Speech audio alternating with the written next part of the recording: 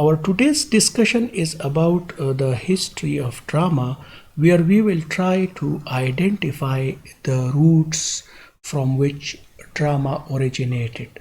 Last time we had a discussion trying to clarify the concept of drama, and I hope that you have somehow an understanding when we use drama here and here onward.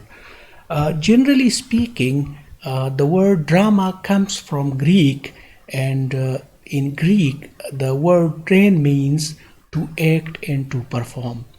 Last time, when we were talking about the concept of drama, we had said that drama is realized in performance. So I hope that you have somehow an understanding of this concept of performance when we talk about it. Generally speaking, if you try to look into the history and you try to identify from where did drama originate, you need to understand the philosophy and the working of religious festivals or rituals at that time.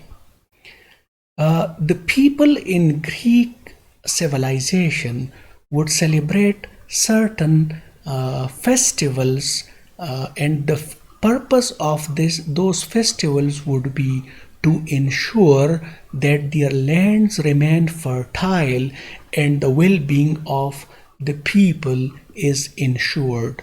Now these festivals would be actually driven by this objective. Now, how would this objective be achieved is what we need to understand and know. These festivals were actually meant to please the god Dionysus. This god Dionysus is also called Bacchus, but more importantly, this god is associated with fruitfulness and vegetation. So generally speaking, fertility of the land in the primitive times was pivotal to the survival of the people, and the well-being of the people was associated with fertility of the land. Now, how would they ensure this fertility? For that purpose, they would celebrate certain religious festivals, and what would be there in those religious festivals? They would try to worship and to please the god Dionysus, so that the good face of the god works for them, and their land is kept fertile, and they get more and more out of the land. That would ensure the survival and well-being of the people. Now this is a background that we are trying to understand, because here onward we will see traces of drama and the origin of drama that later on developed, and now what we have complete and full form of drama before us. Now, if you make an operation or a study or investigation of these festivals, it would actually involve singing and dancing by a chorus. Means there would be so many people organized in a group called chorus, and they would celebrate and they would sing and they would dance, and they would believe that their singing and dancing is actually an instrument to please the god Dionysus. Now, so far we have only talked about the religious festivals and then the nature of these religious festivals. Now, one important thing that came or that was introduced in these festivals was that sometimes the leader of the chorus, means if the group of people is there, then someone has to lead that group, and in the context of choral performance we say that they would be led by a leader. So what would the leader do? He would introduce a story about the god. means some story that would be again an instrument to please the god, and that story would be improvised by the leader, but he would not split from the chorus, like he would not part ways with the chorus, he would still remain part of his group. Again, when we talk about this story introduction or the role of the leader, sometimes he would dress like a character from mythology. When you talk about character from mythology, means he would pretend to be someone of historical importance and significance, narrating a story about the god Dionysus. Now here the chorus is there, the leader is there, and I have capitalized these two words, the story and the dress, because most of the times we will be talking about story and then dress or costume in the context of drama.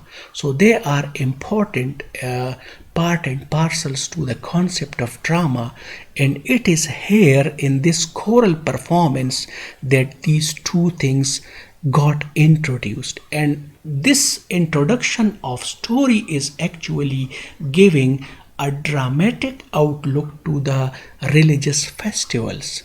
So the earlier discussion that we had about religious festivals, when this story was introduced into this performance, it took a dramatic turn.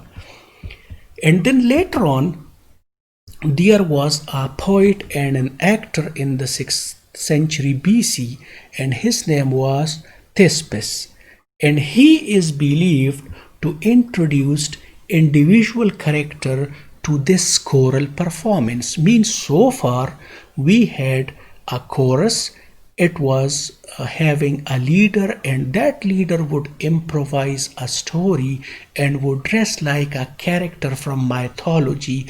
No one was there from outside the chorus. Thespis was significant or important in the sense that he introduced an individual character. So now we have choral performance and an individual character. So this is the first character that was introduced by Thespis.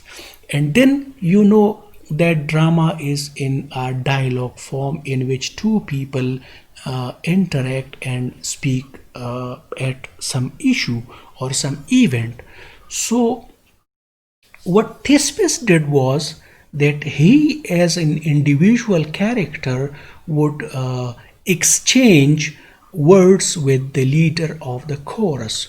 So means the leader would be speaking on behalf of the chorus, and the individual character would be speaking to the leader in return. So this was an introduction again of a dialogue form.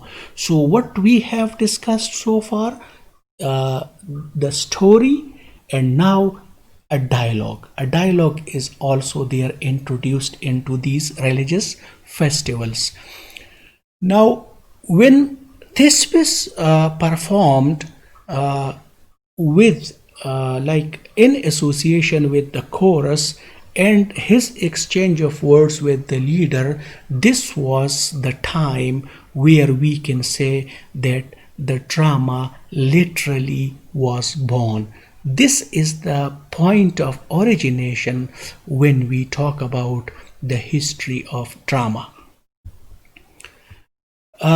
So Thespis appeared as the first actor, and this was like when he was not part of the chorus, this was a dramatic potential for impersonation. I hope that this impersonation is not a very difficult concept for you. It is that you pretend to be someone else is called impersonation. So means that if the leader is talking, he pretends not to be the leader of the chorus, but to be someone else. Means imitating the role of another person. That is normally we see in dramas and movies, the actors performing the roles of other people. Those people may be imaginary or real, but they are the creation of the writer of a drama. And then Thespis was again a character, and he was an impersonator. So you have this concept of impersonation introduced by Thespis. Then later on, with the course of time, we notice that there were scholarly and excellent tragedy writers, or you can say tragedians, including Aeschylus and Sophocles,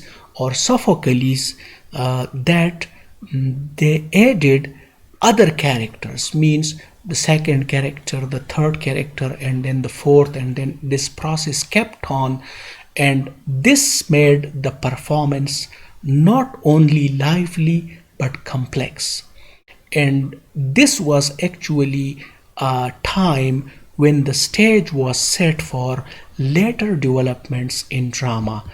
And when we come to the times of Aristotle, while he was writing his Poetics, he has actually hinted at these earlier developments in the field of drama, and then he tries to summarize and consolidate the good parts and the good things that need to be part of a drama. And of course, he would be talking mostly in the context of a tragedy. So this is how we have the origin and then this early development of drama in front of us.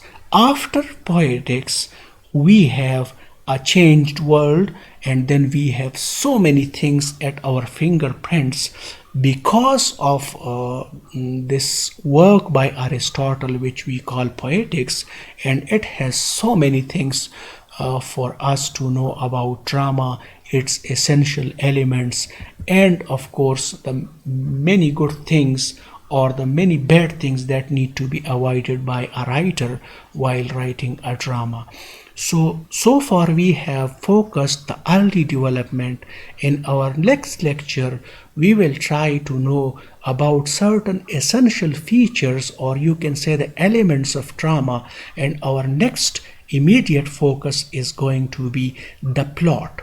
So we will be trying to understand and know about the concept of plot in drama when we deal with it in literature. So stay tuned and please ask questions if you have any, and we will be meeting next time talking about plot.